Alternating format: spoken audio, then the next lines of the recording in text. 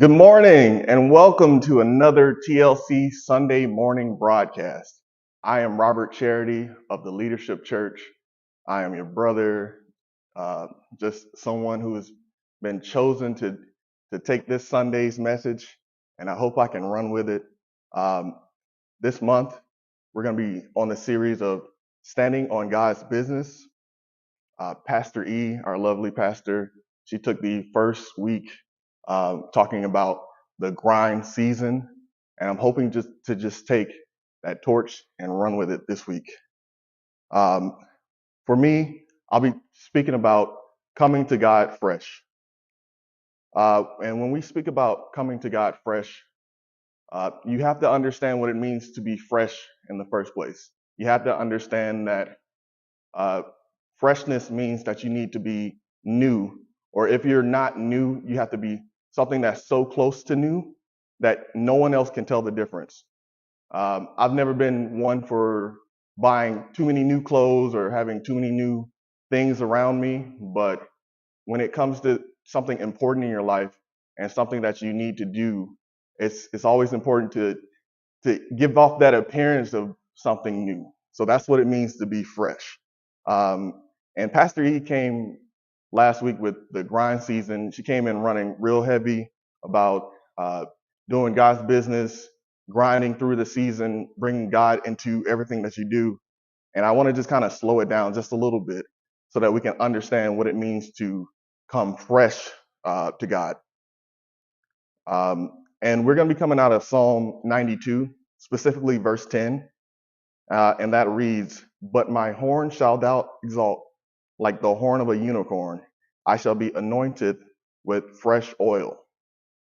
And that comes from the New King James Version. Other versions, it may say, I may come, shall be anointed with pristine oil or uh, new oils, but the word fresh stood out to me. All throughout the month of June, I heard different people, different leaders talking about being fresh, having that fresh fire, that fresh anointing, that fresh breath. The first breath that you take every morning should be a fresh breath. It shouldn't be anything that's stale, anything that's old. And that's one thing I wanted to address this Sunday, address to you all. So the Sabbath, I'm sure everyone knows what the Sabbath is. It's a day of rest to commemorate what God did when he created the world. So in the days that God was creating the world, he was kind of on his grind season. He was, making the animals. He was giving responsibility to Adam. He was overlooking the livestock and everything that was growing. He pretty much set the universe in order. And on that last day, he took time to rest. And that's the same thing that we have to do after a grind season. We have to take time to rest. And it's important that we find that time, set that time aside to rest so that we can be fresh when we come before God again. Um, Sabbath comes from the Hebrew word Shabbat, which means to rest. And the only reason I'm going in this great detail about resting and being fresh is when we come before God, we can't afford to be our worst versions of ourselves. We have to come to Him under the best version of who we are. Um, I know as a freshman in high school, and again, it's going to be a lot of references to the word fresh, but just bear with me.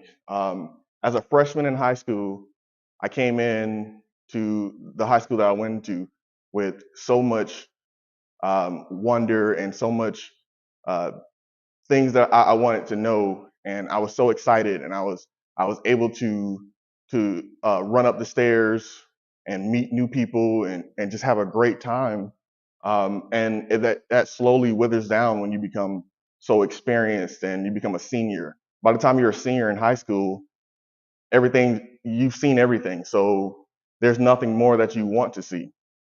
These are the same principles that we bring to God when we're first introduced to the church and first introduced to prayer and first introduced to just reading the Bible for ourselves. We're so excited. We're so invigorated. We bring new ideas. We bring new stories, new testimonies. But by the time we're years into our journey, sometimes we can bring not so new ideas and uh, not so new. Bear with me. I'm sorry. And we bring not so new attitudes to God. So now you're praying to God. You may be asking for the same things that you always asked for Him. You're saying, God, hey, I prayed about this situation so many times. I feel like there's no resolution. We don't get resolution because we're still praying for the same thing that we prayed for a month ago or a year ago. You won't get this a new result praying for the same outcomes. So it's important for us to become anew. It's important for us to become fresh so that when we do come before God and we're praying for those things, He can present us with fresh solutions and things that are new to us and appealing to us. In Numbers 19, verse 17, it says, "For the unclean person, put some ashes from the burnt purification offering into a jar and pours fresh water over them." One of the there's a saying that it says, they say cleanliness is next to godliness. While this is not a Bible verse, this is a verse that's often associated with our religion. Is a fundamental idea that in order to have a a great work and a walk with God, you need to be clean. So how do we become clean? We go on fast. We take time to pray. We take time to separate ourselves from others so that we can connect to God and become clean. Back in the days of Moses, people had to take those days off to become clean. They couldn't go before God unclean or they would perish. But I would like to offer something as well, that freshness is also next to godliness. Think about this in a physical sense. If you're coming home from work, worked a long, hard day, you're sweating all day, and you go get into a shower so that you become clean. You're washing away all the toxins, you're washing away all the dirt, everything that you brought home with you. You washed it all away, you're perfectly clean. But the first thing you do is when you're drying off, you grab a towel that is not fresh. You grab a towel that's already been used. So in essence, you're taking dirt, you're taking things that are stale, things that you've already kind of wiped away, and you're putting it back on your clean body. Same thing, you may take that towel, not even thinking about it, throw it on the ground, and then you go around and you put on some pajamas that you had on the floor or out your drawer that you've worn so many times, and you put those on, and then you put on uh, the same pair of socks that you were wearing the other day because it wasn't that dirty. It was just something that you wore maybe an hour or two. So you put that on, and when you go to bed, you jump right in bed. You're not even thinking about having a new linen on your bed. You're not thinking about having new bed sheets, new pillows. So with all of that in mind, we're taking our clean bodies and we're adding piles of old dirt and old everything that we've already had onto ourselves, effectively going from a clean person to unclean because we didn't freshen up everything else that was around us. This is the same principles that we have to keep when we think about cleaning ourselves up, and we have to be fresh when we go before God. So we all have been on fast. We've all have done like the 21-day Daniel fast. Um, and it used to be a struggle for me, but I started to get very good at fasting when, especially with leaders like Pastor Tony, Pastor E, encouraging us, and we're all doing the corporate fast together. But the biggest thing that I would neglect for myself is after I did my fast and I was clean, I would just do the things that I've done before the fast. So I was cleaning myself during the fast. I was doing everything that you should want to do. You should pray in the morning, in the evening, get on corporate prayers, talking to ministers and leaders, and just surrounding yourself with all that was good. And then immediately after uh, that cleanse, I immediately jumped back into my old habits. I was eating fast food. I was eating the sweets that I avoided when I was on my fast. I was, not praying as much as I should have. I was bringing up old things to God. I was bringing up old traumas. I was bringing up old things that hurt my feelings to God, but I wasn't bringing anything new to the table. And I wasn't bringing anything fresh to the table in those things. And it's important for us to have both the clean view of things and a fresh view of things. Like Outcast said, you have to be so fresh and so clean. You can't just be clean and you can't just be fresh. You got to be so fresh and so clean. Yeah, but just understanding that, being that freshness, you're just really you're bringing new things into the picture. So you have your fresh clothes on, you have your fresh outfit, you have your fresh mentality. You're not going to church anymore talking about what that person said to you 10 years ago. Now you're coming to church with a new heart, a new spirit, a new ability to carry the things that your pastor may be asking you. A big thing for me, like I was saying, coming off that fast, I would be just separated from everyone, and I didn't want to surround myself with anybody, and I didn't want to do anything because I was like, I already did my time, like as if I went to jail or something. I did my time for those 21 days. God, you gotta give me time to do what I used to do for at least like 3 days before I can get back started again. But that's not how it works. What we should do instead is, once we go on those cleansing, again, we take those new, everything that we did during the cleanse, during the fast, and that should be our new way of life. Um, we spoke on just having fresh prayers and fresh ideas. We tend to get stuck in a rut about the things that we used to want and the things that we used to need. Like we may ask for a new job in the time that we needed it. And he grants that job. We got the job that we wanted. We started on that job, and now we're in that place. And then after a few years, we start to be disheartened, and we start to feel like, why did I even ask for this job in the first place? Where am I going? Why am I still talking to Susan at the water cooler for the same issues that we've been talking about our boss for so many years that I've been on this job? It's because we're not bringing anything fresh to the job. We're going to the job with those same stale ideas, the same stale attitudes, the same stale conversations, but we're not adding anything new. So it's important to add new to everything that you're doing. Um, so I want to offer you four things to freshen up yourself as you continue your walk with Christ. So avoid being stale. You want to avoid stale attitudes. The biggest thing about attitudes is it tends to linger around a lot. You may meet somebody new and you give them the same attitude that you've been giving your friends or someone else who had nothing. These new people that are coming in had nothing to do with the past that you've gone through with that trauma, and now you're giving them that same attitude. You're giving them the same anger that they didn't deserve, but um, and then we do the same thing with God. We'll look at someone like Pastor Tony asking us to.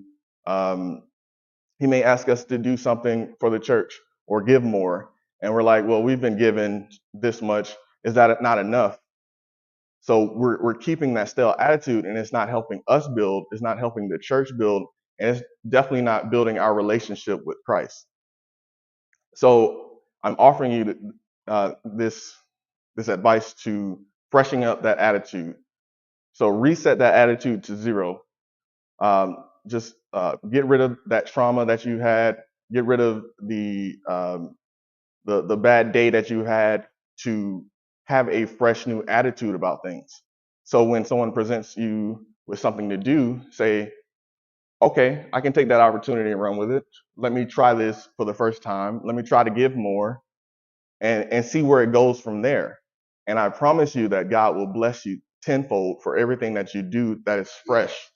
Um, you don't want to go before God with stale oil. You don't want to be anointed with stale oil. We ask God for new things in our lives. We don't want God to give us a broken down car. We're always asking for a new car. Uh, we don't want God to give us if we're having trouble in our relationship.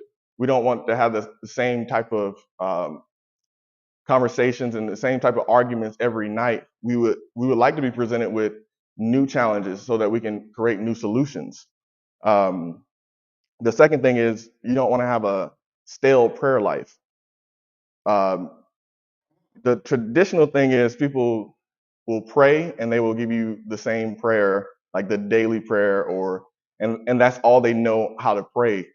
And it becomes to the point where when you're praying, you're not getting anything, you're not invoking anything. You're just doing it for the sake of doing it. There's no rhythm to it. There's no life in it. You're not going to God to speak to him. You're just kind of going to check the blocks at that point. So freshening up that prayer life will offer you the chance to go before God to establish a relationship where you can ask him for the things that you need in the moment. So if I'm waking up to pray and in my stale prayer life, and I'm saying, God, thank you for waking me up, and then amen. What are you getting out of that? But if you're intentional about your prayer life and you're saying, God, these are the things that are going on with me this week. Show me how I can be equipped to deal with what's going to go forward instead of just dealing with the things that have already passed, because you can't really do anything about the things that are past besides forgive them. The third thing is stale relationships. We tend to surround ourselves with people who aren't good for us and people who've been there all of our lives, of course, and the friends that we've known since way back on the block, and we see that we're not growing anywhere. That's because those relationships are stale. They're not keeping you fresh. You want to surround yourself with like-minded people, or even better, people who are in a better position to kind of get you where you need to go. So that's in essence giving you a fresh relationship, and a fresh relationship at home as well. If you're married, if you have a spouse, if you have kids, you want to do things that are new to them. No woman or man wants to just hear you say the same lines over and over again. Nobody wants to see the same gifts during an anniversary or a birthday. They'll appreciate those things, but if you get a tie over and over on Father's Day, one day you're gonna be like, can you upgrade it just a little bit so we can get something new out of it? But you want to make sure that you're doing fresh things in your relationship so that you can improve those things. And it's the same thing, our relationship with God. We want to make sure our relationship with God is fresh and it's new. It's not stale. We're not going before God at church and we're just sitting there just to sit there. We're involved. We're doing things that we haven't done. We're stepping out of our comfort zones. We're asking, hey, does anybody need help with anything? That strengthens our relationship with God. It strengthens our relationship with the people around us, and it designs a algorithm, if you will, of freshness. You're being invoked with a lot of new, fresh ideas. You're being invoked with a lot of new, fresh relationships, and that brings us to the fourth point: having a stale walk with Christ. All three of those things embody a stale walk with Christ. If we have stale attitudes, stale prayer life, stale relationship, you're going to have a stale walk with Christ, because you're going to do the same things you've been doing for 30 years. You're going to go to church reading the same Bible verses.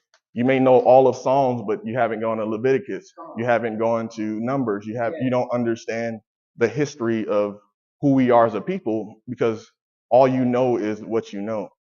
But being fresh in our walk with Christ means that you're taking the time to read everything again. I've read the Bible maybe through 3 times. The first time I got one thing out of it. The second time I got something new. And the more I read, the more I take the time to walk with Christ, I get a lot more out of it. And that keeps me fresh. That keeps me new. These are some of the things that we should do to present the best version of ourselves to God. So what does it mean to come fresh to God? It means to have fresh oil available. It means that in order to prepare yourselves for God's anointing, we have to throw out all of our old values. We have to throw out all of our old ideals. We have to throw out old oil, because old oil does not present a fresh anointing for God. And we're asking God to bless us. We're asking God to do these things in our lives, but we consistently just hold on to all this staleness. And I use the word stale a lot because stale is the opposite of fresh. So what point am I bringing when I'm saying all these things? I'm saying that we have a responsibility, not only to ourselves, not only to our family, not only to the people around us, to be fresh, to come fresh to God every time that we're coming to God.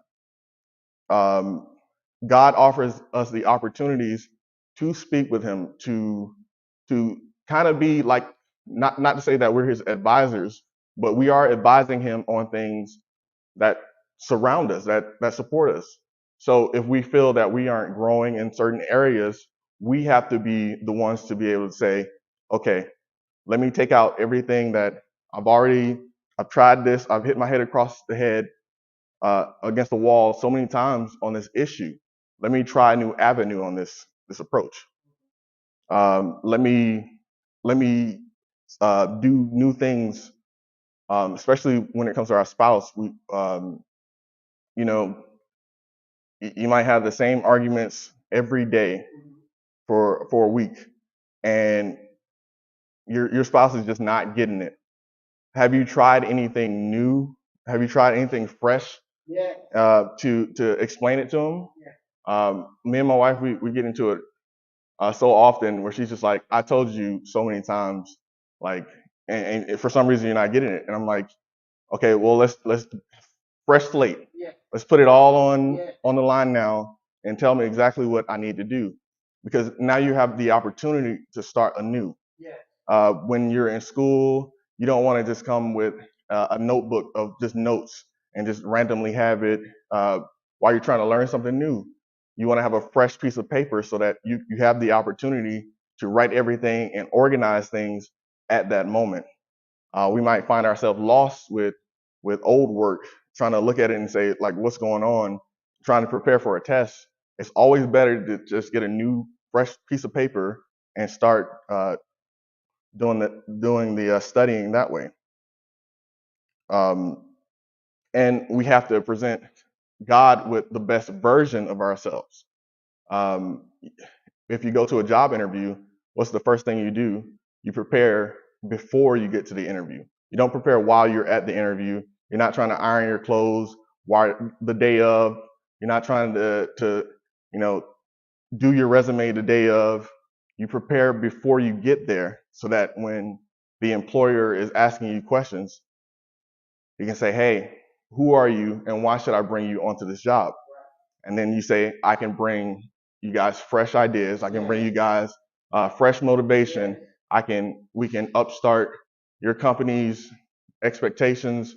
We can do everything that we need to do because that's who I am. And you can see that clearly because I presented a fresh version of myself and the best version of myself. So you're presenting God the same way with a new version of yourself every time when you come to God. So you don't want to come to God with, again, we're talking about your old ideas. You don't want to come to God with your old prayer life. You don't want to come to God with your old habits. You have to break those habits in order to unlock something new under God. Um, but just being the best version of your God is, I'm sorry, your best version of yourself for God is not the last step of this. When we're talking about standing on God's business, there's so many principles that we need to impart upon ourselves. Um, Understanding that we have to continue being fresh. It's a continual cycle. It's not something that you can just be fresh one time and then that's it. You got to make sure that your clothes are washed daily. You have to make sure that your linen is changed daily. You have to make sure that you're bringing fresh vegetables home. So when we're eating those things, um, you have a freshness into your body, and it's building you up. The worst thing you can do is to go home to try to cook something and everything in your refrigerator is rotten. Is what are you going to do with that? So you have to make sure that you go to the store, you go get you some fresh vegetables, get you some fresh fruits, get you some fresh everything. If you're running a marathon, I would hate to be tired and then open up a bottle of water and it's like lukewarm and it's just disgusting. You want a fresh bottle of water. So you see that it's a continuous cycle. It's something that we have to continue doing. We have to clean ourselves, and then we have to be fresh. You have to put on fresh clothes. You have to put on fresh shoes and come to God fresh. Include everything that we've been covering today. We've talked about what it means to be fresh, why it's important to be fresh before God, why is it important to come to God as your best self. Um, just to remember that we need to avoid holding on to stale attitudes. We need to avoid holding on to that stale prayer life that we have, uh, the stale relationships that we have around us. We got to get rid of those things. And above all, we can't be stale in our walk with Christ. Remember, with cleaning yourselves, with fasting, it's also important to surround yourself with fresh ideas, fresh perspectives, fresh clothes, fresh foods, fresh vegetables. Eat fresh, do fresh for your body so that you can feel your best when you come before God. In order to stand on God's business, we have to be as fresh as possible. So I'm thankful for my time. I'm thankful for the opportunity to talk to you all about being fresh. I hope that this message encourages you. I hope that anything that you need out of life, you're able to just reach out to someone, especially if you want to reach out to the leadership church. We have so many people on staff, so many people on standby who are willing to talk to you about the things that we talk about standing on God's business. We have a wonderful pastor, Pastor Tony, Pastor Alicia, our ministers, our leadership, the lay people, everyone who does so much to put everything together. I'm just so thankful for having people like that around me in my life because they've freshened up everything that I've done in my life as well. And if this message stands out to you and you want to connect with our church, the leadership church, there should be a image below that'll help you do that. Call the number, look at the website, go on there and see if that's something that you want to do. And I promise you, just being somebody who's fresh and new to this church, I joined in 2020. It's been a wonderful experience to be able to learn and grow from this church. And also, if you're looking to partner with this church as well, there should be an image below that will take you to our giving website. This is the perfect opportunity to take a fresh seed to plant in fresh ground so that you can get a bountiful harvest. Well, I thank you all for joining this Sunday. I thank you for bearing with me and uh, doing everything that we need to do each Sunday for our walk with Christ. I hope that you can take anything that I've taught today and expand on it. Take time to read your word, take time to improve your prayer life. And I just thank you for joining us.